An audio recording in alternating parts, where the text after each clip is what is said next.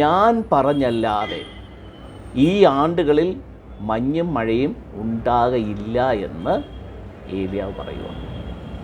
അപ്പോൾ ഇതിനെ പല രീതിയിൽ നമുക്ക് വ്യാഖ്യാനിക്കാം. ഇതിൻ്റെ ആക്ഷരികമായ അർത്ഥമെടുത്തു കഴിഞ്ഞാൽ മഴ പെയ്തില്ല, അതുകൊണ്ട് തന്നെ വിളയും കൊയ്ത്തും ഉണ്ടായില്ല, അതുകൊണ്ട് തന്നെ അവിടെ ദാരിദ്ര്യം, ക്ഷാമമുണ്ടായിരുന്നു, ഭക്ഷ്യപദാർത്ഥങ്ങളില്ലായിരുന്നു, അതുകൊണ്ട് സംഭവിച്ച ചില കാര്യങ്ങൾ, അങ്ങനെ നമുക്ക് വ്യാഖ്യാനിക്കാം. 2, ആത്മീയതയിൽ നമുക്കിതിനെ വ്യാഖ്യാനിക്കാം. ആ സമയങ്ങളിൽ ദൈവത്തിൻ്റെ വചനം പ്രഘോഷിക്കുന്ന വ്യക്തികളിലൂടെ കിട്ടുന്ന ആലോചനയെ സ്വീകരിക്കാതെ ആത്മീയമായ വരണ്ട അനുഭവത്തിനകത്ത് വചനമെന്ന വെള്ളമില്ലാതെ വരണ്ട അവസ്ഥയിൽ ജീവിച്ച കാലഘട്ടം എന്ന് വേണമെങ്കിലും നമുക്കിതിനെ വ്യാഖ്യാനിക്കാം. ഭൗതിക തലത്തിലും വ്യാഖ്യാനിക്കാം, ആത്മീയ തലത്തിലും വ്യാഖ്യാനിക്കാം. ഇത് 2 അർത്ഥവും നമുക്ക് ആവശ്യമാണ്. പക്ഷെ പശ്ചാത്തലം എന്താണെന്ന് ചോദിച്ചു കഴിഞ്ഞാൽ, ഒരു പ്രവാചകൻ ഒരു ദേശത്തുണ്ടായിട്ട് ആ ദേശത്തിലെ ജനങ്ങൾക്ക് ഈ പ്രവാചകന് വിലയില്ല. ഇവിടെ ആരെക്കുറിച്ചാണ് പറയുന്നത്? ജീസസ് ക്രൈസ്റ്റിനെ കുറിച്ചാണ് പറയുന്നത്. അതിൻ്റെ മുകളിലോട്ടുള്ള വാക്യങ്ങൾ നിങ്ങൾ നോക്കിയാൽ അറിയാം. ജീസസ് ക്രൈസ്റ്റ് തൻ്റെ ജന്മനാടായ ആ സ്ഥലത്തിൽ കാര്യങ്ങൾ ചെയ്യാനായിട്ട് ആഗ്രഹിച്ചിട്ടും ജനങ്ങൾക്ക് ജീസസ് ക്രൈസ്റ്റിൽ വിശ്വാസമില്ലാത്തത് കൊണ്ട് വലിയ കാര്യങ്ങളൊന്നും ചെയ്യാൻ പറ്റിയില്ല. അതുകൊണ്ടാണ് കർത്താവ് പറയുന്നത്, ഒരു പ്രവാചകനും തൻ്റെ പ്രതിഗ്രഹത്തിൽ സമ്മതനല്ല. ഇന്നും ഇത് തന്നെയാണ് സ്ഥിതി. എല്ലാവർക്കും പൗരോഹിത്യം വേണം, മതം വേണം, ആചാരാനുഷ്ഠാനങ്ങൾ വേണം. പക്ഷേ ദൈവത്താൽ അഭിഷേകം ചെയ്ത ചില വ്യക്തികൾ എന്തെങ്കിലും പറഞ്ഞു കഴിഞ്ഞാൽ ആർക്കും കേൾക്കാൻ താല്പര്യമില്ല.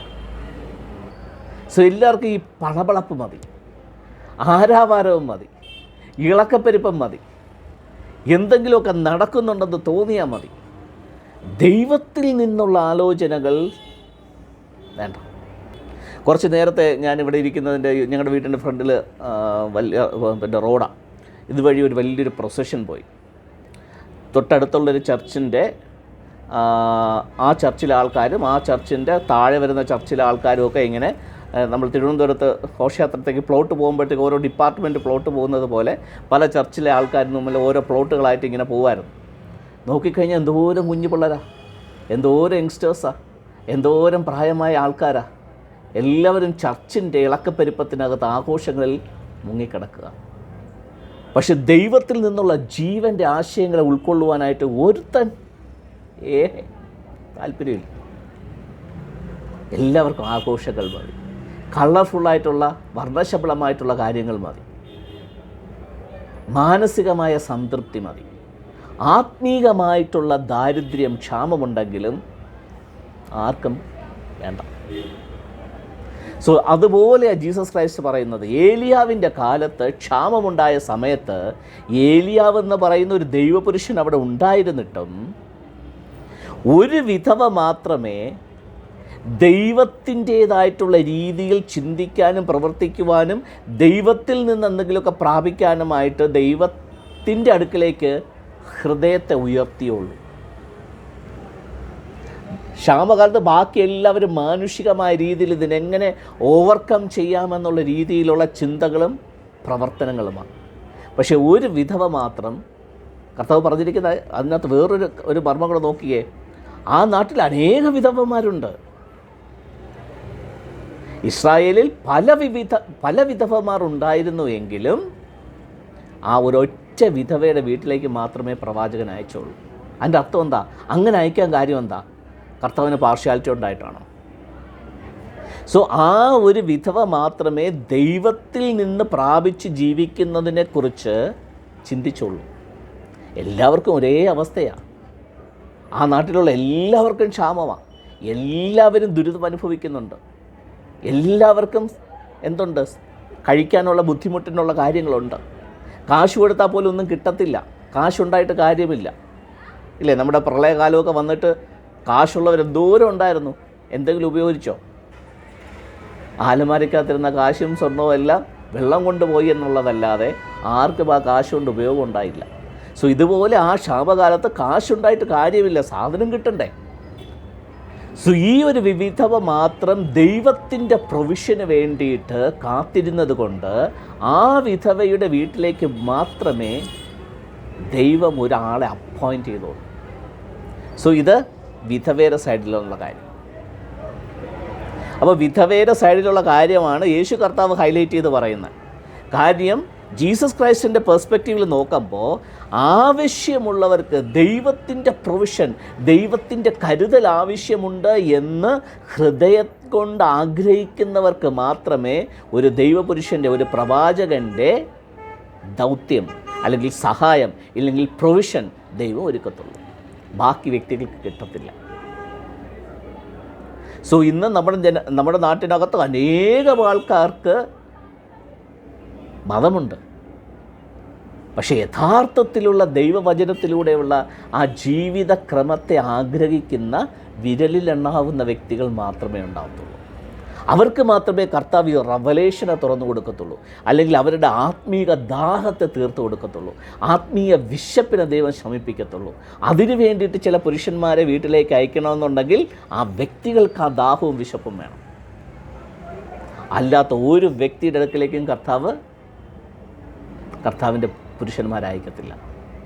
അപ്പോൾ ഇതാണ് യേശു കർത്താവ് പറയാൻ ആഗ്രഹിച്ച പോയിൻ്റ്. ഇനി നമുക്ക് അപ്പുറത്ത് ഏലിയാവിൻ്റെ സൈഡ് കൂടെ ഒന്ന് ചിന്തിച്ചിട്ട് വരാം. അപ്പോൾ ഈ മനുഷ്യൻ്റെ അടുത്ത് ദൈവം പറഞ്ഞു, നീ ആ കെരീത്ത് എന്ന് പറയുന്ന തോട്ടിൻ്റെ അടുത്ത് പോയിരിക്കുക, അവിടെ തണലുണ്ട്, അവിടെ ആ തോട്ടിലെ വെള്ളമുണ്ട്, ഞാൻ ചിലരെ അങ്ങോട്ട് അയക്കും. നമ്മൾ കേട്ടിരിക്കുന്ന കാക്ക അയച്ച് കൊടുത്തു എന്നല്ലേ. ആ കാക്കയെന്ന് പറഞ്ഞാൽ ആ കാക്കയല്ല, ആ കാക്കയെന്ന് പറയുന്നത് മനുഷ്യരാണ്. അപ്പോൾ ബൈബിൾ പറയുന്നതെല്ലാം കോഡ് ഭാഷയിലാണ്. നിങ്ങളാരെങ്കിലും കാക്ക കൊത്തി ഇറച്ചി കഴിക്കുമോ? കാക്ക കൊണ്ടുവന്ന് അപ്പം കഴിക്കുമോ? അതിൻ്റെ അർത്ഥം എത്രയേ ഉള്ളൂ, കാക്കയെപ്പോലെ കാക്ക കൊത്തി ആഹാരം കഴിക്കുന്ന രീതിയിൽ നിനക്ക് ദൈവം ചില വ്യക്തികളിലൂടെ പ്രൊഫഷൻ ഒരുക്കുമ്പോൾ നിനക്ക് ചിലപ്പോൾ ആഗ്രഹിക്കാൻ അല്ലെങ്കിൽ അത് സ്വീകരിക്കാൻ ഇഷ്ടമില്ലാത്ത വ്യക്തികൾ വഴിയായിരിക്കും പ്രൊവിഷൻ വരാൻ പോകുന്നത്. അപ്പോൾ ദൈവം പറയുവാണ്, ശരി, നീ ഒരു കാര്യം ചെയ്യ്, നീ വരുത്തി വെച്ച വിനയല്ലേ, പക്ഷേ ഞാൻ നിന്നെ പോറ്റാം, ഞാൻ നിനക്ക് പ്രൊവിഷൻ നൽകാം. നീ ഒരു കാര്യം ചെയ്യ്, ഇന്ന സ്ഥലത്ത് ഇന്ന ദേശത്ത് ഇങ്ങനൊരു വിധവയുണ്ട്, അവിടെ ഞാൻ നിനക്ക് വേണ്ടുന്ന എല്ലാം സെറ്റ് ചെയ്തിട്ടുണ്ട്, നീ അങ്ങോട്ട് വിട്ടോ എന്ന് പറയുക. അപ്പോൾ ഒന്ന് ചിന്തിച്ച് നോക്കിയേ, ദൈവം പറയുവാണ് നല്ലൊരു പ്രൊവിഷൻ നിനക്കൊരു സ്ത്രീയുടെ വീട്ടിൽ ഞാൻ ഒരുക്കിയിട്ടുണ്ട്. അപ്പോൾ ഏലിയാവ് എന്തൊക്കെ സ്വപ്നം കാണുമെന്ന് ആലോചിച്ച് നോക്കിയേ. സാറാഫത്തിലെ വിധവയുടെ വീട്ടിൻ്റെ അടുത്ത് ചെന്നപ്പോൾ ഏലിയാവ് അവിടെ ചെന്നിട്ട് പറയുക, സ്ത്രീയെ കുറച്ച് വെള്ളം വേണം. അപ്പോൾ ബാക്കി എന്ത് കൊടുക്കാമെന്ന് പറഞ്ഞാലും നിങ്ങൾ ആ ഒരു സിറ്റുവേഷൻ ഒന്ന് മനസ്സിൽ കാണണം. ക്ഷാമകാലം ആയതുകൊണ്ട് എന്താ ഇല്ലാത്ത? വെള്ളമായി ഇല്ലാത്ത. അങ്ങനെ തോട് പോലും വറ്റിപ്പോയ സ്ഥിതിക്ക് ഈ സ്ത്രീക്ക് വെള്ളം കിട്ടണമെന്നുണ്ടെങ്കിൽ ഈ സ്ത്രീ എവിടെയൊക്കെ പോയി കാണണം? അപ്പോൾ ഏലിയാവ് ആദ്യം വന്ന് ചോദിക്കുന്നത് എന്താ? ഇച്ചിരി വെള്ളം തരുമോ എന്ന്. അപ്പോൾ സാമാന്യ ബുദ്ധിയിലുള്ള ആൾക്കാർ എന്ത് പറയും? ഇവിടെ വെള്ളം ഇല്ല. ഇനി ഇദ്ദേഹം കാരണമാണ് വെള്ളം നിന്നതെന്ന് കൂടെ അറിഞ്ഞാലുള്ള പ്രതികരണം എന്തായിരിക്കും? സോ ഇത് കൂടെ ചിന്തിക്കണം. അപ്പോൾ ആ സ്ത്രീയുടെ മൈൻഡ് സെറ്റ് നിങ്ങളൊന്ന് ആലോചിക്കുക. വെള്ളമില്ലാതിരുന്ന സമയത്ത് ഒരാൾ വെള്ളം ചോദിക്കുമ്പോൾ വെള്ളം തരില്ല എന്ന് പറയുന്നില്ല. അപ്പോൾ വെള്ളം കൊടുക്കാനായിട്ട് മനസ്സുള്ളൊരു സ്ത്രീയാണ്. സോ ഇതേ കാര്യം നമുക്ക് ആത്മീയതയിൽ കൊണ്ടുവന്നേ. സോ ഈ നിൽക്കുന്ന വ്യക്തി ആരാണെന്ന് ഈ സ്ത്രീക്ക് അറിയത്തില്ല. സോ ആത്മീക ദാഹവുമായിട്ട് ഒരു വ്യക്തി വരുമ്പോൾ ഈ വ്യക്തിക്ക് തന്നെ ആത്മീക ദാരിദ്ര്യത്തിലിരിക്കുമ്പോൾ മറ്റൊരു വ്യക്തി ആത്മീകത ദാഹത്തോടു കൂടെ വന്നെന്ന് ചോദിക്കുമ്പം ഉള്ള ആത്മീകതയെ പകർന്നു കൊടുക്കാനായിട്ട് വ്യഗ്രതയുള്ളൊരു വ്യക്തിക്ക് മാത്രമേ ശരിക്കുമുള്ള ആത്മീക ഉറവ കർത്താവ് തുറക്കത്തുള്ളൂ. നമ്മൾ ശരിക്കും ചിലപ്പോൾ മൂഡ് ഔട്ടായിട്ടിരിക്കുകയായിരിക്കാം, മറ്റേ ഡിപ്രഷനായിട്ടിരിക്കുകയായിരിക്കാം, അല്ലെങ്കിൽ ആകെ വൈഷമ്യത്തിൽ എന്തെങ്കിലുമൊക്കെ സിറ്റുവേഷനിലിരിക്കുമ്പം ഒരു വ്യക്തി നമ്മോട് ദാഹത്തോടു കൂടെ വന്ന് ചില കാര്യങ്ങൾ ചോദിക്കുമ്പോൾ ഇല്ലായ്മയിൽ നിന്ന് കൊടുക്കാനായിട്ട് പരിശീലിച്ചാൽ മാത്രമേ കർത്താവിൻ്റെ ഉറവയിൽ നിന്ന് നിറയത്തുള്ളൂ. അത് ദൈവത്തിൻ്റെ ഒരു തിയറിയാണ്. ഇത് ലോകത്തിൻ്റെ തിയറിക്ക് നേരെ ഓപ്പോസിറ്റാണ്. ലോജിക്കലി ചിന്തിച്ച് കഴിഞ്ഞാൽ അല്ലെങ്കിൽ യുക്തിയിൽ ചിന്തിച്ച് കഴിഞ്ഞാൽ ഈ കാര്യം ഡൈജസ്റ്റ് ആകില്ല. കാരണം സ്പിരിച്വാലിറ്റി യുക്തിക്കും ബുദ്ധിക്കും അതീതമാണ്. യുക്തിക്കും ബുദ്ധിക്കും നിരക്കുന്ന രീതിയിലുള്ള കാര്യമല്ല സ്പിരിച്വാലിറ്റി. സോ സ്പിരിച്വാലിറ്റി എന്ന് പറഞ്ഞാൽ മറ്റൊരു കൾച്ചറാണ്. നമ്മൾ ഇന്ന് വരെ ജീവിച്ചതും കണ്ടതും കേട്ടതും പരിചരിച്ചുമായ ഭൗമതലത്തിലുള്ള ബുദ്ധി കൊണ്ടുള്ള അറിവ് കൊണ്ടുള്ള എക്സ്പീരിയൻസ് കൊണ്ടുള്ള തിയറിക്ക് എൻറ്റയർലി ഡിഫറൻ്റ് ആയിട്ടുള്ള ഒരു കൾച്ചറാണ്, ഒരു ലൈഫ് സ്റ്റൈലാണ് സ്പിരിച്വാലിറ്റി എന്ന് പറയുന്നത്. ലോകത്തിലാണെങ്കിലോ അക്യൂമുലേറ്റ് ചെയ്ത് വയ്ക്കുമ്പോഴാണ് വർധന ഉണ്ടാകുന്നത്. ആത്മീയതയിൽ നിങ്ങൾ കൊടുത്തുകൊണ്ടിരിക്കുമ്പോഴാണ് വർധനവുണ്ടാകുന്നത്. സോ ഈ സ്ത്രീക്ക് ഈ ആത്മീയ മർമ്മം അറിയാമെന്നുള്ളത് കൊണ്ടാണ് കൊടുക്കാനായിട്ട് ഏലിയാവ് വന്ന് ചോദിച്ചപ്പോൾ കൊടുക്കാനായിട്ട് തയ്യാറാകുന്നത്. എന്തുകൊണ്ടാണ് അപ്പോൾ ഈ സ്ത്രീയെ കർത്താവ് ചൂസ് ചെയ്യുന്നത് മനസ്സിലായോ? ബാക്കി എല്ലാവരും ഇങ്ങനെ പിടിച്ചു വെക്കുമ്പോൾ ഈ സ്ത്രീക്ക് കൊടുക്കാനായിട്ടുള്ളൊരു ഹാർട്ടുണ്ട്. അപ്പോൾ അടുത്ത് ഏലിയാവ് പറയുന്നത്, വെള്ളം കൊണ്ടുവരുമ്പോൾ കൂടെ കഴിക്കാനായിട്ടൊരു അപ്പവും അടയും കൂടെ കൊണ്ടുപോരേ. അപ്പോൾ സ്ത്രീ തിരിച്ച് പറഞ്ഞു, ഇച്ചിരിയേ ഉള്ളൂ, ഒരു പിടി മാവും ഒരു ഇച്ചിരി എണ്ണയേ ഉള്ളൂ എന്ന് പറയുമ്പോൾ ഏലിയാവ് പറയുക, മഴയെ സ്റ്റോപ്പ് ചെയ്ത ഏലിയാവ് ഇപ്പോൾ അടുത്ത പ്രോഫസി പറയുക, നീ കൊണ്ടുവന്നാൽ ഈ ക്ഷാമകാലം തീരുന്നത് വരെ നിൻ്റെ കലത്തിലെ മാവും കുറയത്തില്ല, നിൻ്റെ തുരുത്തിയിലെ എണ്ണയും കുറയത്തില്ല. അപ്പോൾ മഴയെ സ്റ്റോപ്പ് ചെയ്യാൻ, ഈ പ്രപഞ്ചത്തെ സ്റ്റോപ്പ് ചെയ്യാൻ, ഈ പ്രപഞ്ചത്തിലേക്കുള്ള പ്രൊവിഷനെ അടയ്ക്കാൻ കഴിവുള്ള ഒരു ദൈവിക അധികാരമുള്ള ഒരു മനുഷ്യന് ഒരു കലത്തിനകത്തിരിക്കുന്ന മാവിനെയും ഒരു തുരുത്തിക്കകത്തിരിക്കുന്ന എണ്ണയെയും വർദ്ധിപ്പിക്കാനായിട്ട് വലിയ പ്രയാസമൊന്നുമില്ല. സ്റ്റോപ്പ് ചെയ്ത് അടുത്ത വ്യക്തി ഇപ്പോൾ ഇവിടെ എന്ത് ചെയ്യുക, ഒരു പ്രൊവിഷൻ ഉണ്ടാകുന്നതിന് വേണ്ടിയിട്ട് കൽപ്പിക്കുക. അപ്പോൾ സ്ത്രീക്ക് വേണമെങ്കിൽ ചിന്തിക്കാം അല്ലേ, ഒരു സാധാരണ ബുദ്ധിയിലും യുക്തിയിലും ചിന്തിക്കുന്ന ഒരു സ്ത്രീക്ക് വേണമെങ്കിൽ ചിന്തിക്കാം, നടക്കാൻ പോണില്ല, ഈ മനുഷ്യൻ്റെ വിശപ്പ് മാറാൻ വേണ്ടിയിട്ടുള്ള അടവായത്, ഇദ്ദേഹത്തിന് ഉണ്ടാക്കി കൊടുത്തു കഴിഞ്ഞാൽ ഇദ്ദേഹം തിന്നിട്ട് പൊടിയും തട്ടിക്കൊണ്ട് പോകും, ഒന്നും തിന്നാനില്ലാതെ ഞാനും കുഞ്ഞും കൂടെ മരിക്കും. ഇങ്ങനെ ചിന്തിക്കാമായിരുന്നു. പക്ഷേ ദൈവീകതയിൽ ഉറപ്പുള്ള, ദൈവീകമായിട്ടുള്ള ആ ഉൾക്കാഴ്ചയ്ക്കകത്ത് ഹൃദയം എക്സ്പാൻഡഡ് ആയിട്ടുള്ള ഈ വ്യക്തിക്ക് ദൈവത്തിൻ്റെ പുരുഷനിൽ നിന്നുള്ള ശബ്ദത്തെ തിരിച്ചറിയാൻ പാകത്തിന് ഒരു ആത്മീക സെൻസുള്ള വ്യക്തിയായിരുന്നു. ഏലിയാവ് പറഞ്ഞ പ്രവചനത്തിൽ കയറി അവൾ പിടിച്ചു. ഈ പ്രവചനത്തിൽ കയറി പിടിച്ചത് കൊണ്ടാണ് കൊടുക്കാനും പറ്റിയത്, ഒപ്പം തന്നെ കുറയാതെ അതിൻ്റെ അളവ് അങ്ങനെ തന്നെ ഇരിക്കാനും കാരണം. സോ ഇത് പറഞ്ഞാണ് കേട്ടോ ഇന്ന് പെന്തിക്കോസ് പാസ്റ്റർമാരെല്ലാം കാശുണ്ടാക്കുന്നത്. നിൻ്റെ പേഴ്സിനകത്ത് ഏറ്റവും മൂല്യമുള്ള സാധനം കൊണ്ടുപോവാ, നീ ഇതുവരെ പൊട്ടിക്കാതെ വെച്ചിരിക്കുന്ന നിൻ്റെ ആ പണപ്പെട്ടിയില്ലേ കൊടുക്കുക, അതിനെ പൊട്ടിക്കാനുള്ള സമയമായി. അത് പറയുമ്പോൾ വേറെ മറ്റതും കൂടെ കണക്ട് ചെയ്ത് പറയും. ഏതാ? യേശു കർത്താവിൻ്റെ കാൽക്കൽ വെങ്കല ഭരണി നിറയെ സ്വച്ഛ ജഡമാംസ തൈലം, വിലയേറിയ തൈലം പൊട്ടിച്ചൊഴിച്ചതുപോലെ നിൻ്റെ കുടുക്ക കൊണ്ടുപോവാ, പൊട്ടിക്ക്, കഴുത്തിൽ കിടക്കുന്ന മാല പൊട്ടിക്ക്, കയ്യിൽ കിടക്കുന്ന വള പൊട്ടിക്ക് എന്ന് പറഞ്ഞ് കാശുണ്ടാക്കുന്ന പാസ്റ്റർമാരും ഉണ്ട്. പള്ളിയുടെ എക്സ്റ്റൻഷൻ നടക്കുമ്പം, കുരിശിൻ്റെ മേളിലുള്ള പണി നടക്കുമ്പം, അൾത്താരയുടെ എക്സ്റ്റൻഷൻ നടക്കുമ്പം അച്ഛന്മാരും മെത്രന്മാരും ഒക്കെ ഈ അടവ് തന്നെ ഉപയോഗിക്കുന്നത്.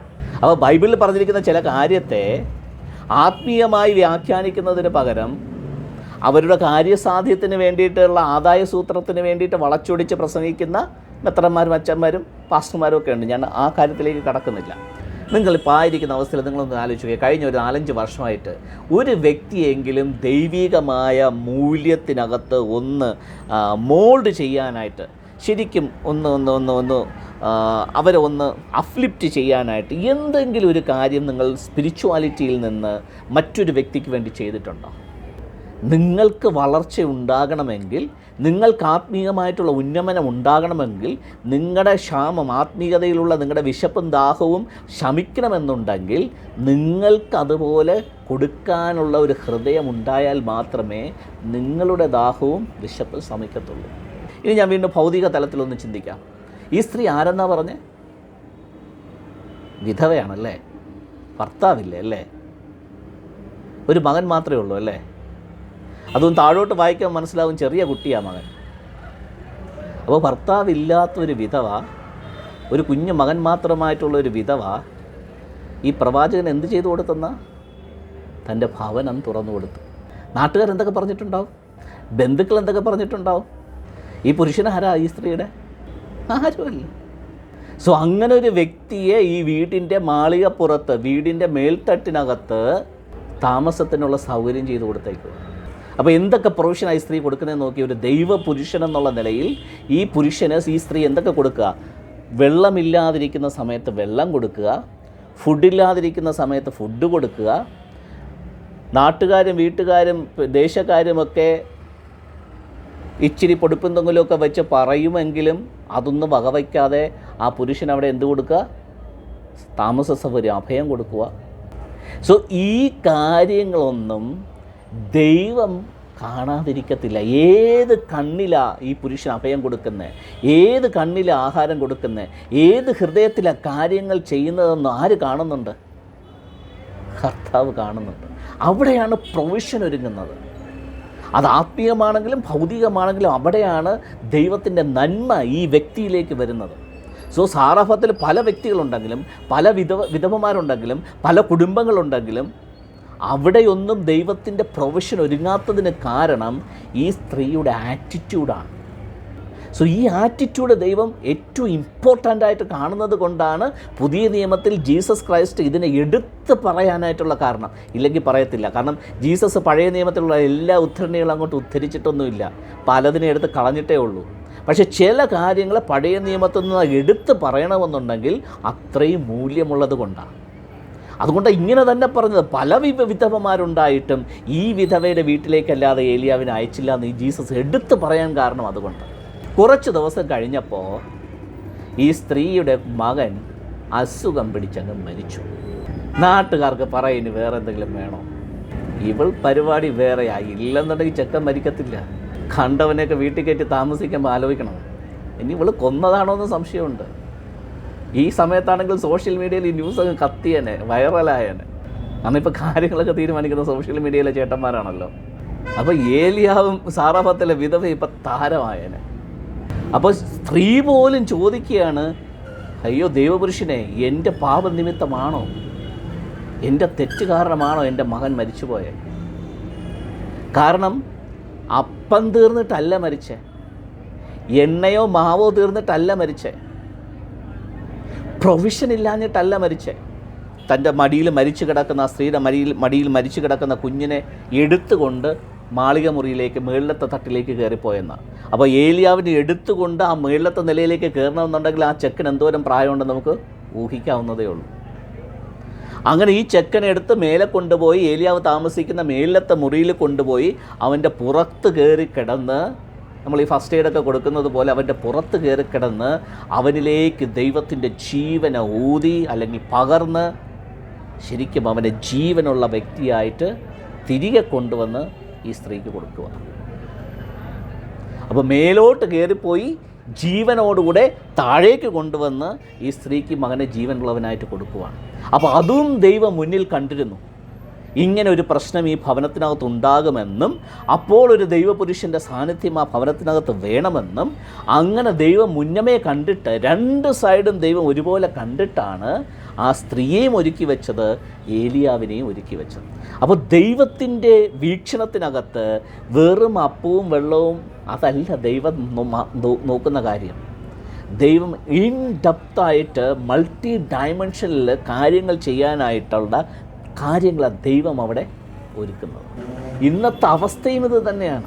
എല്ലാവർക്കും ആത്മീക ദാരിദ്ര്യം കിടക്കുക, എല്ലാവർക്കും ആത്മീകമായ ക്ഷാമത്തിലാണ്. ഉള്ളിൽ എന്തോ ഇല്ലാത്തതിൻ്റെ ശൂന്യത എല്ലാവരുടെ ഉള്ളിലുമുണ്ട്. സോ ഇത് സംസാരിക്കുമ്പോൾ എനിക്ക് ആധികാരികതയോടുകൂടെ സംസാരിക്കാൻ പറ്റും. കാരണം ഞാൻ അനുഭവിക്കുന്ന കാര്യമാണ് ഞാൻ പറയുന്നത്. എൻ്റെ ജീവിതത്തിനകത്ത് ഞാൻ ഈ നാളുകളിൽ അനുഭവിച്ചു കൊണ്ടിരിക്കുന്ന ആത്മീക മൂല്യങ്ങളിൽ അധിഷ്ഠിതമായ ജീവിതത്തെ പ്രതിയാണ് ഞാനത് സംസാരിക്കുന്നത്. പ്രൊവിഷൻ ദൈവം തരുമെന്ന് പറഞ്ഞാൽ ഞാൻ ഇന്ന് ആ ദൈവിക പ്രൊവിഷനിലാണ് ജീവിക്കുന്നത്. അത് കാക്കകളെ ദൈവം ഒരുക്കുന്നുണ്ട്, വിധവമാരെ ദൈവം ഒരുക്കുന്നുണ്ട്. സോ ദൈവത്തിൻ്റെ പ്രൊവിഷൻ ആ രീതിയിൽ ആസ്വദിക്കാൻ പറ്റുന്ന രീതിയിൽ നമുക്കൊരു ആറ്റിറ്റ്യൂഡ് ഉണ്ടെങ്കിൽ മാത്രമേ ദൈവത്തിന് പ്രൊവൈഡ് ചെയ്യാൻ പറ്റത്തുള്ളൂ. എന്ന് പറഞ്ഞ് രാവിലെ മുതൽ രാത്രി വരെ ചുമ്മാ ചൊറിയും കുത്തിയിരിക്കുന്നതല്ല. 24 മണിക്കൂറും ദൈവികമായ കാര്യങ്ങളെക്കുറിച്ച് ചിന്തിക്കുകയും പ്രവർത്തിക്കുകയും അങ്ങനെ ക്രിയാത്മകമായ മണ്ഡലത്തിലാണ് നിൽക്കുന്നത്. ഒരു നിമിഷം പോലും വെറുതെ കളയുന്നില്ല.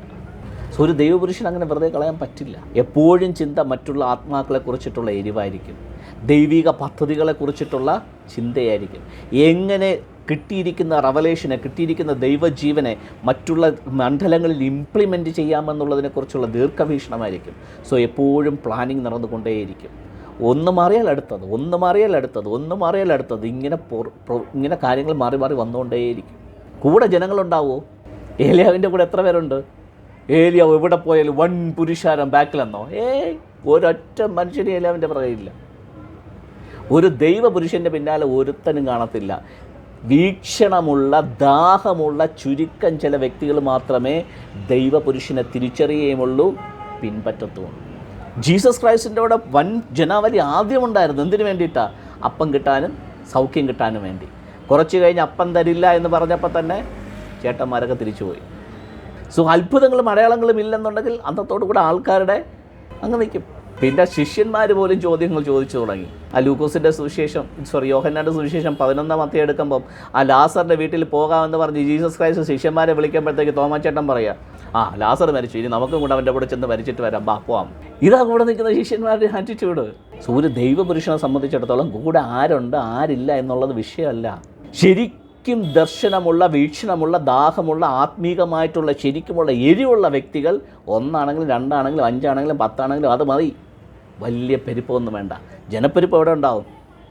പള്ളികളിലുണ്ടാവും, കൺവെൻഷനിലുണ്ടാവും, ക്രൂസൈഡുകളിലുണ്ടാവും. അവരവിടെ നിൽക്കുന്നത് ദൈവികമായ കാര്യങ്ങൾക്ക് വേണ്ടിയിട്ടല്ല, സ്വന്തം കീശ വീർപ്പിക്കാനും സ്വന്തം രോഗസൗഖ്യത്തിനും സ്വന്തമായിട്ടുള്ള കാര്യങ്ങൾക്കും വേണ്ടിയിട്ട് ക്യൂ നിൽക്കുന്നതാണ്. ബിവറേജിൻ്റെ മുമ്പ് ക്യൂ നിൽക്കുന്നത് പോലെ, അത്രയേ ഉള്ളൂ. സോ ബിവറേജും പള്ളിയും ഏകദേശം എൻ്റെ കണക്കൂട്ടലിൽ രണ്ടും ഒരുപോലെയാണ്. ബിവറേജിൻ്റെ മുന്നിൽ രാവിലെ അത് തുറക്കുന്നതിന് മുമ്പേ ആൾക്കൂട്ടമായിരിക്കും. ഏത് ധ്യാന കേന്ദ്രത്തിൽ പോയാലും കാണാം അതിനേക്കാളും ക്യൂ. അവിടെ മദ്യം വിൽക്കുന്നു, ഇവിടെ രോഗസൗഖ്യം, അത്രയേ ഉള്ളൂ വ്യത്യാസം. ഫൈൻ. അപ്പോൾ ഇന്ന് നിങ്ങളുടെ ഹൃദയത്തിനകത്ത് ഈ കാര്യം ഞാൻ പറയുമ്പോൾ നിങ്ങൾക്ക് ഹൃദയത്തിനകത്ത് വരേണ്ട 2 ചിന്തകൾ ഒന്നാണ്. ഒന്ന്, ദൈവം നിങ്ങൾക്ക് നൽകിയിരിക്കുന്ന പ്രൊഫഷനിൽ നിന്ന്, അതെന്തോ ആകട്ടെ, ശരിക്കും മറ്റുള്ളവരുടെ ആവശ്യങ്ങളെ അറിഞ്ഞ് അവർക്ക് പ്രൊവൈഡ് ചെയ്യാൻ വേണ്ടിയിട്ടുള്ളൊരു ഹാർട്ട് ഉണ്ടാകണം. ദൈവത്തിൻ്റെ ശരിക്കുമുള്ള ആ ജീവനെ വഹിക്കുന്ന വ്യക്തികളെ നിങ്ങൾക്ക് ഉൾക്കൊള്ളാൻ പറ്റണം. ഇത് പഴയ നിയമത്തിലൊക്കെ നോക്കിയാലും പുതിയ നിയമത്തിൽ നോക്കിയാലും ആ കാര്യത്തിനകത്ത് ദൈവം അന്നും ഇന്നും ഒരുപോലെ എടുത്തു പറയുന്നൊരു കാര്യമാണ്. മോശയെ ദൈവം അനോയിൻ്റ് ചെയ്ത് നിർത്തിയത് കൊണ്ട് മോശെ എന്ന് പറയുന്ന വ്യക്തിയെ ജനങ്ങൾ അത്രയും നിൽക്കുമ്പോഴും മോശെ എന്ന് പറയുന്ന വ്യക്തി ദൈവത്തിന് പ്രീഷ്യസ് ആയിരുന്നു. അതുകൊണ്ട് മോശയ്ക്കെതിരെ ജനങ്ങൾ എന്ത് പറഞ്ഞാലും ദൈവം അവിടെ ക്വസ്റ്റ്യൻ ചെയ്യുമായിരുന്നു. കാരണം ദൈവത്തിനെ പ്രതിയാ മോശ അവിടെ നിൽക്കുന്നത്. അതായത് ദൈവത്തിൻ്റെ റെപ്രസെൻറ്റേറ്റീവാണ് മോശയായിട്ട് അവിടെ നിൽക്കുന്നത്. അതുകൊണ്ട് മോശ എന്ന് പറയുന്ന വ്യക്തിയെ പ്രൊട്ടക്റ്റ് ചെയ്യാൻ ദൈവത്തിന് എപ്പോഴും ദൈവം അങ്ങനെ ചെയ്യത്തുള്ളൂ. കാരണം ദൈവത്തിൻ്റെ പ്രതിപുരുഷനായിട്ട് ഒരു വ്യക്തി നിൽക്കുമ്പോൾ ദൈവത്തിൻ്റെ പിന്തുണ അല്ലെങ്കിൽ ദൈവത്തിൻ്റെ സപ്പോർട്ട് എപ്പോഴും ആ വ്യക്തിക്കുണ്ടാവും. സോ പുതിയ നിയമത്തിൽ ജീസസ് ക്രൈസ്റ്റിനെ എടുത്താലും അങ്ങനെ തന്നെയാണ്. അപ്പോൾ ഒരു വലിയ ജനസമൂഹം ഉണ്ടെങ്കിലും ആ ജനസമൂഹത്തെ അല്ല ദൈവം പ്രൊട്ടക്റ്റ് ചെയ്യാൻ ശ്രമിക്കുന്നത്. ദൈവത്തെ റെപ്രസെൻറ്റേറ്റ് ചെയ്ത് നിൽക്കുന്ന ഒരു വ്യക്തിയെ ദൈവം എപ്പോഴും പരിരക്ഷിക്കത്തുള്ളൂ. കാരണം മറ്റുള്ള വ്യക്തികളെല്ലാം നോക്കുന്നത് ദൈവത്തിൻ്റെ പ്ലാനും പദ്ധതിയും എസ്റ്റാബ്ലിഷ് ചെയ്യാൻ വേണ്ടിയിട്ടല്ല, അവർ ശരിക്കും അവരുടെ വയറ് മാത്രമേ നോക്കത്തുള്ളൂ. അപ്പോൾ ദൈവത്തിന് ആഗ്രഹം എന്താ? ദൈവത്തിൻ്റെ ഇഷ്ടം സ്വർഗത്തിലെ പോലെ ഭൂമിയിൽ നിറവേറാൻ പറ്റുന്ന തരത്തിൽ പ്രവർത്തന സജ്ജമായി നിൽക്കുന്ന, ദൈവത്തിൻ്റെ ഹൃദയത്തെ വഹിച്ച് നിൽക്കുന്ന വ്യക്തികളെ ദൈവത്തിന് ആവശ്യം. എപ്പോഴും ദൈവത്തിൻ്റെ കരുതൽ അവരുടെ കൂടെ ഉണ്ടാവും. അപ്പോൾ ആ രീതിയിലുള്ള ഒരു ആറ്റിറ്റ്യൂഡ് നിങ്ങളുടെ ഹൃദയത്തിലേക്ക് വരട്ടെ. ദൈവം എന്ത് പറയുന്നു, ദൈവത്തിൻ്റെ പദ്ധതി എന്താ, എന്നെക്കുറിച്ചുള്ള ദൈവത്തിൻ്റെ ശരിക്കുമുള്ള പ്ലാൻ എന്താ, അതിന് വേണ്ടി ഞാൻ വില കൊടുക്കും, അതിനു വേണ്ടി ഞാൻ എഫേർട്ട് ഇടും, അതിനു വേണ്ടി ഞാൻ ടൈം സ്പെൻഡ് ചെയ്യും, അതിനു വേണ്ടി ഞാൻ ധനം സ്പെൻഡ് ചെയ്യും. എൻ്റെ എല്ലാ പ്രൊവിഷനും ദൈവിക പദ്ധതികൾക്ക് വേണ്ടിയിട്ട് ചിലവാക്കാനുള്ളതാണ്. അങ്ങനെ ചിലവാക്കുമ്പോഴാണ്, എൻ്റെ സമയം ചിലവാക്കുമ്പോൾ, എൻ്റെ ആരോഗ്യം ചിലവാക്കുമ്പോൾ, എൻ്റെ ധനം ചിലവാക്കുമ്പോഴാണ് വീണ്ടും അത് മൾട്ടിപ്ലൈ ചെയ്ത് വരുന്നത്. അതാ ദൈവത്തിൻ്റെ തിയറി. ഒരു ഗ്ലാസ് വെള്ളം കൊടുത്താൽ അതിന് പ്രതിഫലമില്ലാതെ പോകില്ല എന്നുള്ളത് ദൈവത്തിൻ്റെ വാഗ്ദത്തമാണ്, ദൈവത്തിൻ്റെ പ്രോമിസാണ്, അല്ല ദൈവത്തിൻ്റെ ഇനാമല്ല.